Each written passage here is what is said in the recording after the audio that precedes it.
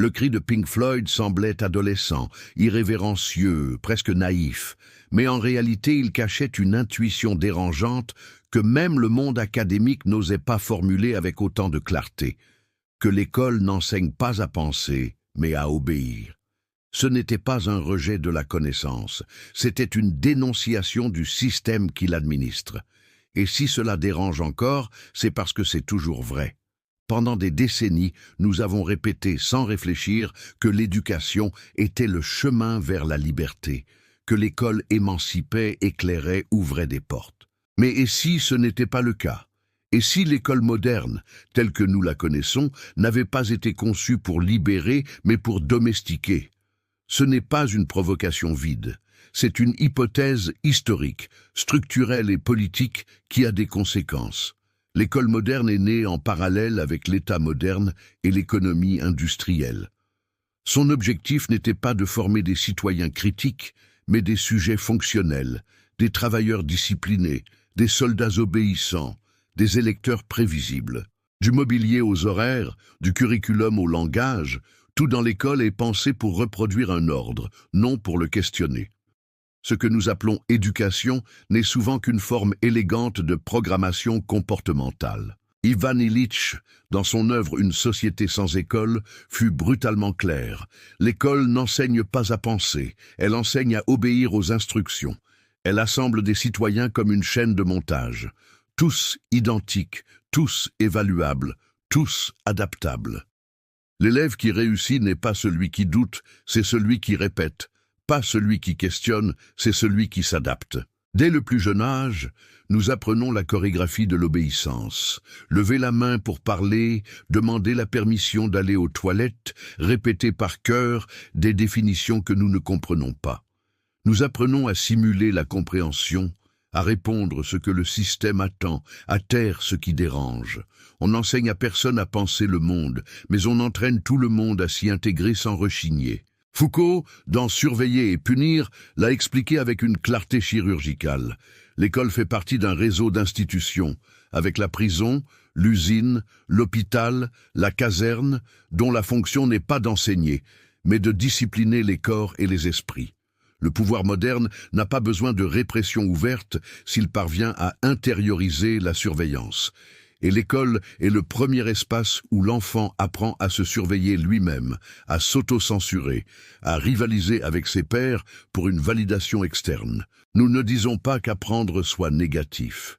Nous disons quelque chose de plus dérangeant, que ce que nous appelons éducation peut être en réalité une sophistiquée pédagogie de la soumission. Que l'école n'échoue pas à former des citoyens critiques, elle réussit à éviter qu'ils existent.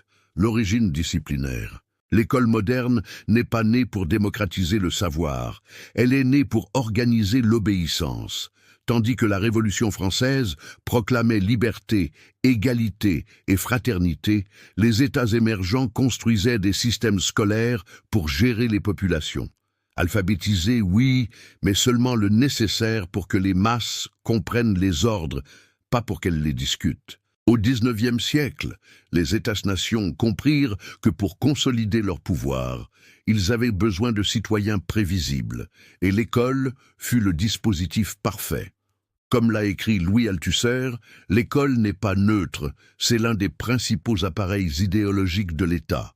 Sa fonction n'est pas seulement de transmettre des connaissances, mais de reproduire la structure sociale que le pouvoir considère comme légitime. Ce n'est pas un hasard si les écoles se sont développées au même rythme que le capitalisme industriel. Il fallait enseigner à arriver à l'heure, à suivre les ordres, à rivaliser sans questionner les règles. La ponctualité, le silence, la hiérarchie et l'évaluation sont des valeurs scolaires qui coïncident parfaitement avec les besoins du marché. Depuis ses origines, l'école fut un instrument d'homogénéisation, uniforme, hymne, horaire, manuel, examen. Tout visait la même chose, effacer la différence, domestiquer la subjectivité, supprimer la critique.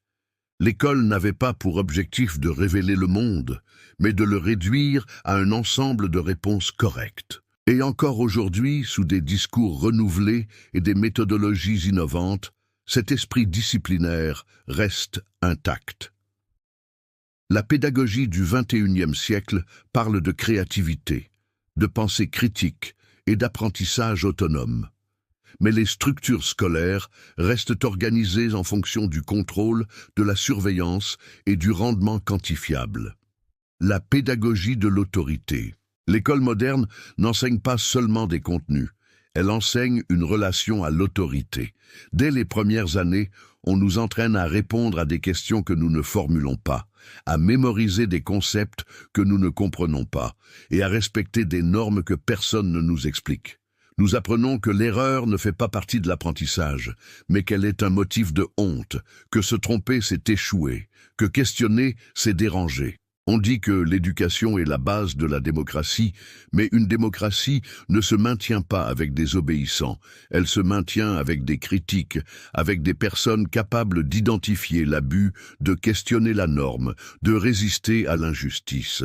Cependant, dans les écoles, on récompense la soumission et on punit la différence. Byung-Chul Han, dans La société de la fatigue, observe que le sujet contemporain n'a plus besoin d'un maître qui l'opprime. Il devient lui-même son exploiteur, auto-exigeant, compétitif, hyper-productif. Cette logique se sème dès l'enfance dans des institutions qui enseignent à lier la valeur personnelle au rendement. L'élève s'habitue à être évalué constamment, à se définir par des notes, des classements, des mérites. L'école forme des identités fonctionnelles, non par accident mais par conception. Celui qui excelle est exalté, celui qui reste en arrière est étiqueté, médicalisé, marginalisé. L'éducation cesse d'être un droit partagé et devient une course solitaire, une lutte de tous contre tous, où les ressources sont rares, l'échec est personnel et la solidarité est vue comme une tricherie. La neutralisation de la pensée critique. La pensée critique, quand elle apparaît, est traitée comme un problème, comme une rébellion improductive. Celui qui pose des questions dérangeantes est vu comme une menace au climat scolaire. L'école tolère la curiosité tant qu'elle ne questionne pas l'ordre. Elle tolère la créativité tant qu'elle ne défie pas l'autorité. Ce qui s'enseigne au-delà du contenu, c'est une logique, celle de ne pas déranger, ne pas incommoder, ne pas exiger, ne pas sentir trop, ne pas être trop différent. Ainsi l'école ne modèle pas seulement les esprits, elle modèle les silences. La connaissance fragmentée. L'école moderne parle de former des citoyens critiques, mais évalue comme si elle fabriquait des employés de banque du XIXe siècle. La connaissance scolarisée est généralement fragmentée, aseptisée, politiquement neutre. L'élève apprend des dates sans processus, des formules sans contexte, des théories sans discussion. Il mémorise des définitions comme s'il s'agissait d'incantations. Ainsi se forme le citoyen idéal de la démocratie médiatique.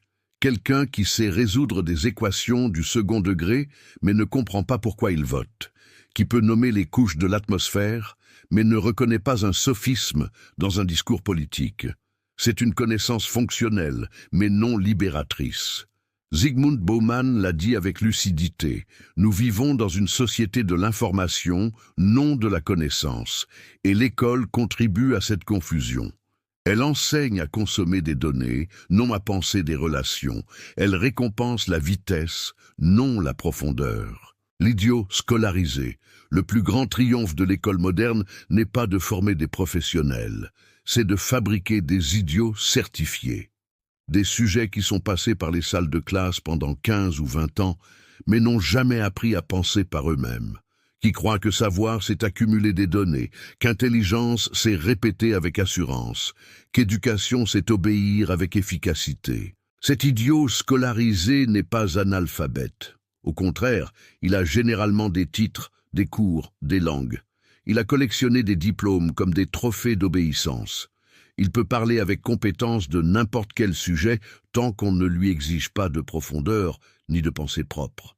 C'est le citoyen idéal du XXIe siècle, préparé à tout, incapable de questionner quoi que ce soit. C'est celui qui partage des articles qu'il n'a pas lus, qui exige le respect de la Constitution qu'il n'a jamais étudiée, qui opine avec assurance sur des sujets qu'il comprend à peine. Il ne distingue pas idéologie d'analyse ni propagande d'arguments. Il confond conviction et vérité. L'effet Dunning-Kruger trouve dans l'école son paradis fonctionnel. Le système produit des gens qui en savent juste assez pour se sentir intelligents, mais pas suffisamment pour savoir qu'ils se trompent. On leur a enseigné à rendre, non à comprendre, à réussir, non à transformer, à rivaliser, non à collaborer. Ce sujet n'est pas une anomalie, c'est l'objectif. L'école a été conçue pour le produire, et plus il se sent éduqué, plus il devient aveugle à sa propre ignorance. L'idiot scolarisé ne questionne pas le système, il le reproduit avec enthousiasme. Le laboratoire néolibéral. L'école n'est plus seulement un appareil d'obéissance, c'est le laboratoire préféré du néolibéralisme. C'est là qu'on entraîne le sujet idéal du nouvel ordre, compétitif, individualiste, précarisé et reconnaissant. Un sujet qui apprend dès son plus jeune âge que tout doit se mériter, que l'échec est personnel, que la coopération est une tricherie et que l'autre est avant tout un rival. Le vocabulaire entrepreneurial a envahi la pédagogie. Rendement, efficacité, objectif, leadership, innovation. Les salles de classe se sont transformées en incubateurs de productivité, les professeurs en facilitateurs, les étudiants en ressources humaines, en formation. Il ne s'agit plus de comprendre le monde, mais de s'y adapter sans faire de bruit. Cette logique n'est pas une dérive, c'est une conception. Le modèle scolaire actuel ne prétend pas former des citoyens critiques, mais des employés flexibles, des personnes qui ne questionnent pas les règles, mais rivalisent entre elles pour des miettes de reconnaissance. Marx parlait de l'armée industrielle de réserve. Aujourd'hui, l'école produit sa version émotionnelle, une armée de diplômés obéissants avec la peur de déranger, l'anxiété de s'adapter et l'estime de soi attachée au feedback institutionnel. Ils ne pensent pas à changer le système, parce qu'ils ont été éduqués pour survivre à l'intérieur. L'éducation publique, au lieu d'être un espace d'émancipation collective, s'est convertie en un simulacre méritocratique où l'on entraîne des sujets précaires à remercier pour leur place dans la file. L'objectif n'est plus de former une conscience, mais d'éviter qu'elle apparaisse. Et quand quelqu'un ose penser à voix haute, on lui rappelle que l'école n'est pas un lieu pour faire de la politique. Mais elle l'est, elle l'a toujours été, parce qu'éduquer n'est pas neutre, ça ne l'a jamais été. Chaque curriculum est une décision idéologique, chaque manuel est un découpage du monde. Aujourd'hui, on n'exige pas que les étudiants soient lucides, on exige qu'ils soient utiles, qu'ils s'autogèrent, qu'ils s'auto-examinent, qu'ils s'autocensurent. La nouvelle liberté éducative consiste à pouvoir choisir entre des écoles qui enseignent la même chose, avec des méthodes différentes pour finir au même endroit, un marché qui n'a pas besoin d'eux, mais qui les juge. Et ainsi, le circuit se ferme. L'école n'est plus l'origine de la liberté, c'est sa répétition générale, une pédagogie de la soumission enveloppée dans des phrases motivationnelles, une fabrique d'obéissants qui se croient entrepreneurs. Un rituel institutionnel qui transforme la curiosité en anxiété, la pensée en rendement, la différence en déviation. L'école ne prépare pas des citoyens libres, elle produit des idiots parfaitement fonctionnels.